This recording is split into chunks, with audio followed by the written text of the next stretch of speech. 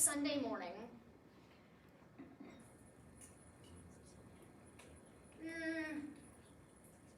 Sunday afternoon. Sunday morning, Sunday afternoon. Emails don't go right to my phone. That's okay. Email me, and I'll set it so it does. Saturday and Sunday. Discussion board or email you? Email. Okay. Discussion board, I have the discussion board specifically for like, if you've got a question on like content, everybody else would benefit from the answer too, so like, might as well do that. For anything that's like not actual, here's a question on organic chemistry stuff, you can absolutely email me. Yeah, email me like Sunday night, or not Sunday night, sorry, Saturday night to Sunday afternoon, somewhere in that range of time, and remind me to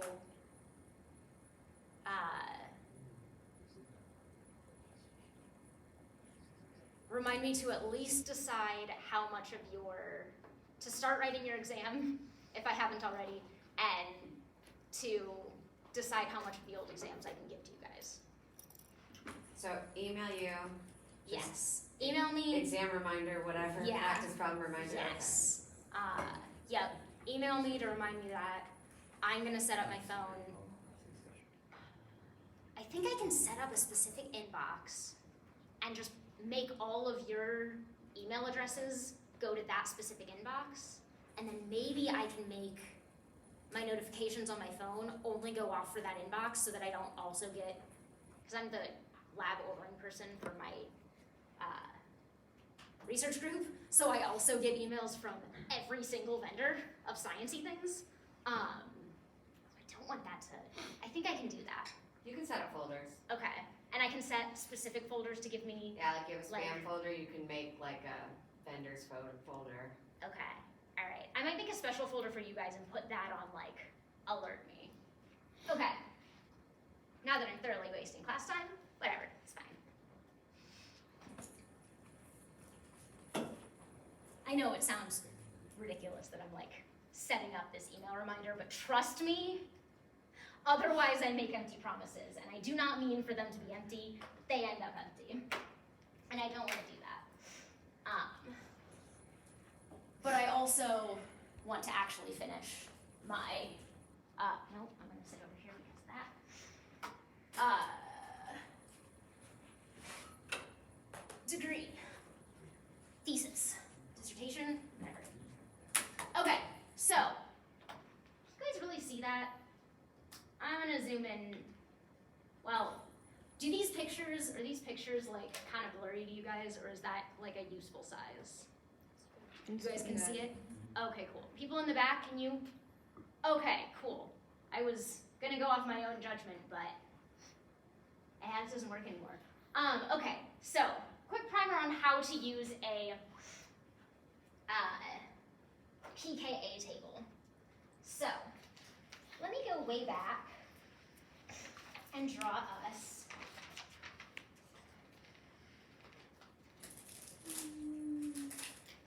pretty sure.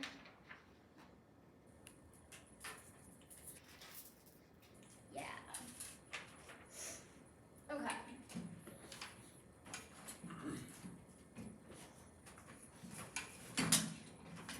Which one got locked this time? Why do you do this to me?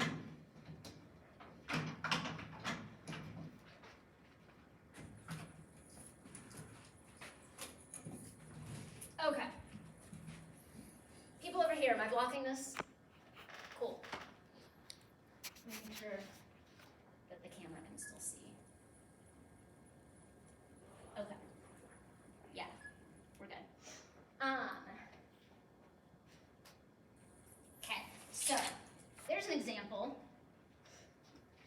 of writing Grignard reagent, an acid-base reaction with a Grignard reagent and an alcohol. So let's just do that from our slides. This is example 15.1 from your slides, just in case you wanted to know that.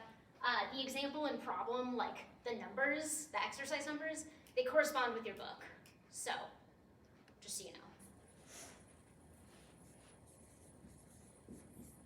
Because when the department was like, here, you can have a whole lecture class to yourself. Bye. Go teach that. I was like, okay, what, who usually teaches this? Can I have like your slides or something? And Dr. Smith was just like, I don't teach from slides. It's like, oh, okay.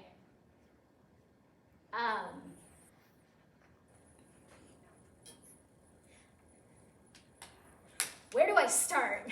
And so then I was told, here's your textbook, bye. And then I found the textbook.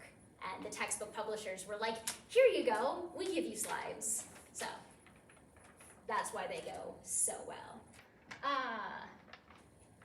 H-O-R, that.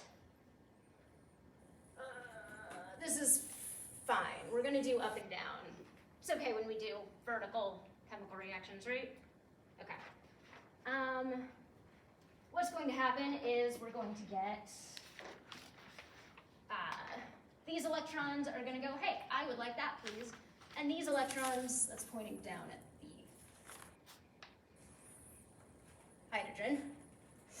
And these electrons are like, fine, I will go hang out on the oxygen. And we get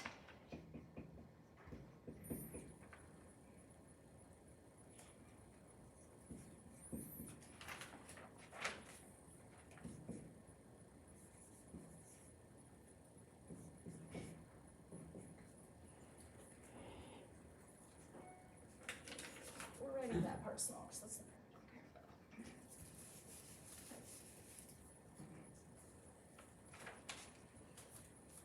yeah, I mean, we can call it that if we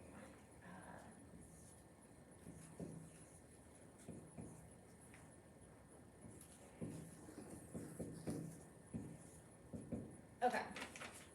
This is a magnesium alkoxide, but if we really want, we can just call it deprotonated alcohol. This is an alkane.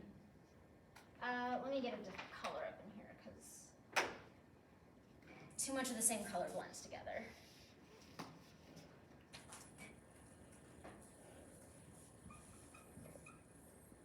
Anybody colorblind or would rather me not write in red? Okay. I'm not going to write in green because that's just terrible. I only mark things in green, but if red is hard for anybody to see, let me know.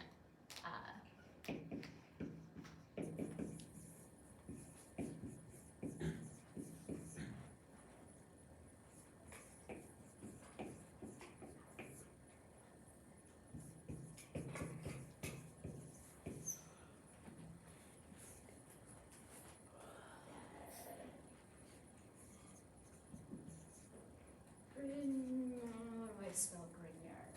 Grignard.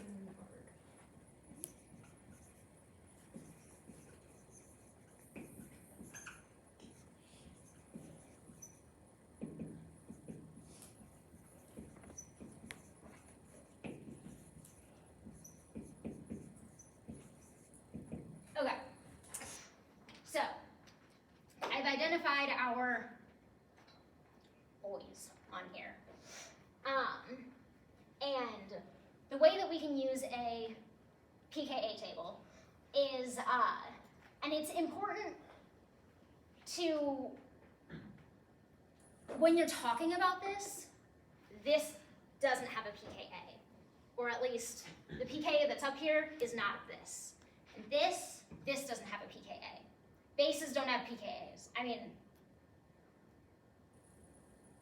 I'll talk about that in a second, because yes, technically it can, but when we're talking about pKa's, the pKa is of the acid. So you've got the acid form, the conjugate base, and the pKa is of that acid. That acid has a pKa.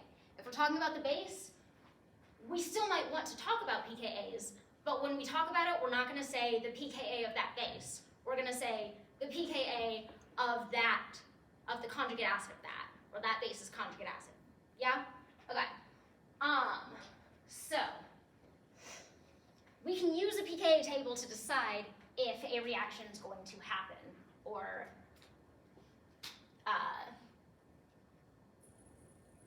if an acid-base reaction is going to happen, right? So I guess in this case, you're gonna, with Grignard reagents, you're pretty much going to use pKa mostly to figure out whether you're gonna kill it and the reaction you wanted isn't gonna happen, right? If this does happen, then we killed it, and what we actually wanted doesn't happen, but whatever.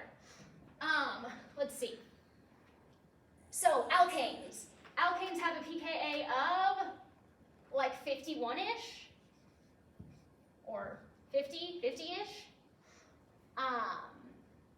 Alcohols have a pKa of, oh my god, let's see. What'd you say? Like 16? 16? Perfect. Let me label that. pKa 16. Okay. So, basically, the lower the pKa value, the stronger the acid, right? So, yeah, because we've got strong acids down here, H2SO4, HI, -9, pKa of -9. Usually we don't see negative numbers, and honestly, or we don't see a difference in these guys in Gen Chem. And the reason we don't see a difference in the strong acids in Gen Chem is because in general chemistry, we're doing everything in water. So whenever you've got a strong acid, it's going to all the way dissociate, and then it's not playing the game anymore because it just sort of made a bunch of hydronium. So then, really, when we're doing aqueous chemistry, aqueous acid-base chemistry, we don't really get more acidic than hydronium because acids just make that. That's what goes and does stuff. If we're talking organic chemistry, as long as we keep oxygen, or not oxygen, as long as we keep water out, we can actually tell the difference between how strong these are, and we might actually need them or be able to use them to do some stuff. So, lower pKa, stronger acid. Higher pKa, its conjugate base is stronger, right? So, lower pKa, how much do I care about this proton? -9. I -9 care about this proton. You can have it. How much do I care about this proton? 51. Just try and take it from me. I will fight you, right? Over here, we've got our, this is our terminal alkyne, like 25. So, I mean, not super easy to get rid of, but also only cares about its proton half as much as a normal alkane, right? So, when we do this, basically, this is a forward reverse reaction, right? All acid bases are.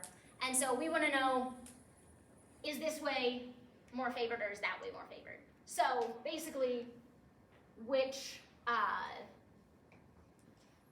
acid is stronger, which acid's going to win, right? This acid is stronger. It's better at being an acid. And what do acids do? They give a proton. Unless we do Lewis stuff, but like, whatever. They give a proton. So this guy's really good at giving away a proton. This guy's really bad at giving away a proton. In fact, this guy's so bad at giving away a proton that this is sensitive and like really just wants to, like, it's just waiting for you to mess up and not dry your glassware enough or something so that you get 0 yield. It's just sitting there in the shadows waiting for you. So, equilibrium favors this way, right? This is where it's going to go. Yeah? So, the stronger acid is going to act like an acid. This is the weaker acid. It doesn't get to act like an acid. Yeah? So you can kind of use this